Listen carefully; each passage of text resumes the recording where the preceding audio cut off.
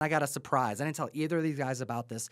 We have something that was mailed in from CBCS. They contacted me and said, hey, I want to send you something. We have a brand new product and we want to get your reactions. I actually have it right behind me. And you'll notice it's completely covered in white to protect what's on the inside. I have yet seen this. It's not lying. I do not know what this is. I have no idea what the hell he's about to show us. This is the brand new magazine holder, courtesy of CBCS. And oh, what a cool book to send me in it. I'm holding Swamp Thing Green Hell #3, John Constantine, Dead Man, Animal Man appearance, and, ooh, spoiler alert, the death of Constantine. In this alt-reality dystopian future, we have an amazing run that you need to read, by the way, but we have a brand new case. And now I'm going to actually hand this over to Jeff because I want to get your first reactions, because CBCS is known for having very sturdy cases, a lack of Newton rings, which since like we've started doing a lot of stuff on Whatnot, I've had a lot of members actually reach out, and Ryan, you can attest to this, asking questions about these glares on some slabs they've gotten elsewhere because they've never experienced Newton rings before. Yeah, I'm definitely in those DMs on the Whatnot account, and that has come up. But yeah, it is a thing that happens with slabs.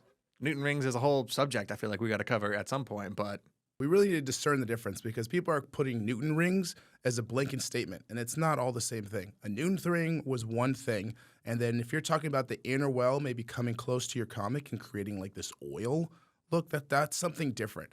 So like everyone needs to just kind of chill, take a second, figure out your lingo, and not just blanket statement everything. Newton ring. It's not the same thing, and we'll get into that some other time. But first off, let's first talk about the garbage magazine holder options we used to have. CGC's old magazine holder was trash. It was really bad. Trash. Not even recyclable. Not even good enough to recycle trash. It was just garbage. And it would break, I would say, 30% of the time. Do me a solid. Right behind you, there is a Reggie Collects guide to smart comic collecting, and it hit one corner. It hit one corner barely.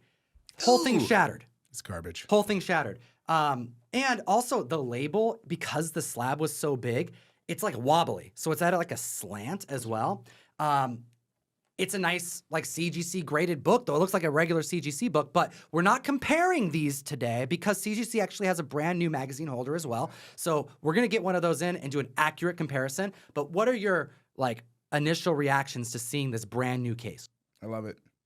I love it. It still needs to have the quality of plastic that CGC has, but the holder itself, oh, I freaking love it. It's like, it's very sturdy, very rigid. I tried to just bend it just now. It gave no flex. I freaking love it. And I have a bunch of magazines I'm holding off on to really submit. It's a really small detail, but the thing that jumps out to me most is the like the label is like flush. Yes. It's not like indented or raised at all. It feels really cool. It's cut to the exact measurements to fill up the entire slab versus the old CGC labels being approximately 10% smaller than they should be, which causes that back and forth paper movement. Yeah, and the more snug, the better. I mean, they're already so cumbersome and large to store as it is, so it's really nice to have it hug as well as it does. Well, these ones, especially the old CGC magazine holders, there's a lot of extra plastic. It's not as strong, so you're right. It does actually want to pop very easily. Like, I'm barely putting any pressure on it. This one, not so much. Are you sure you dropped it? Are you sure Reggie didn't flex on that cover and, like, it pop? Yeah, plastic does that around Reggie sometimes. Shout out to Reggie Collects. Go follow him on YouTube.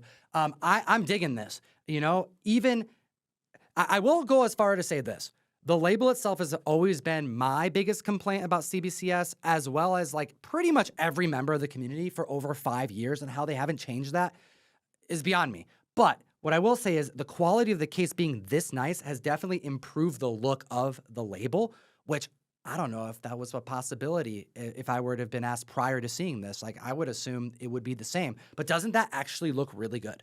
It looks great. And the one thing, just to give CBCS a fair take on it, the labels and the holders are always better in person. Yeah, so true. I know we give the labels sometimes crap, but when it's in person, it actually always feels and looks better than as we generally, give it credit for. I got to know in the comment section below, are you getting magazine slabs done? Because it costs a little bit more. So I got to know what you're sending down and why. Because a lot of people, like myself, like to grade the magazines because I don't have a magazine long box or short box when I need them, and I end up putting them in long boxes that they don't belong, and then they get messed up upon movement.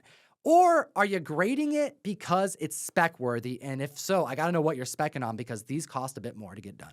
Yeah, and then the biggest hurdle, really, even when you get them graded, is you still have to put them sideways because there's no boxes unless you guys know of a third-party company that makes it that's going to hold a CGC or CBCS graded magazine comic. If you guys know, please comment down below. Let us know. But it's long overdue. I would grade far more magazines if they weren't so cumbersome to store. I want to throw this out there too. I had an idea for a video and I want to know if you want us to film it. I purchased, and it's on the way, a short box that is being labeled as fireproof. I'm thinking what we need to do is maybe put some damaged comics in there that otherwise would have to be destroyed, per publisher agreement, and see if it'll hold up to the flames. What do you think? You should put some really valuable comics in there to see, just Oh, to just make to it piss exciting. everyone off? Just put a Hulk 181 in there raw and be like, is it fireproof? Dude, Jeff has a plethora of them, and I don't think he needs them all. He's got a whole bunch. Yeah, let's crack a slab or two and 3 maybe and 4, and we'll throw them in the fireproof box. And Listen, this was a great idea. You had fire, you had comics, and I'll tell you exactly where it went south when you said you're going to throw in one of my Hulk 181s. So it's not going to happen. But yes, we should play with fire, we should play with comics, and we should figure out if this is as fire retardant as you claim.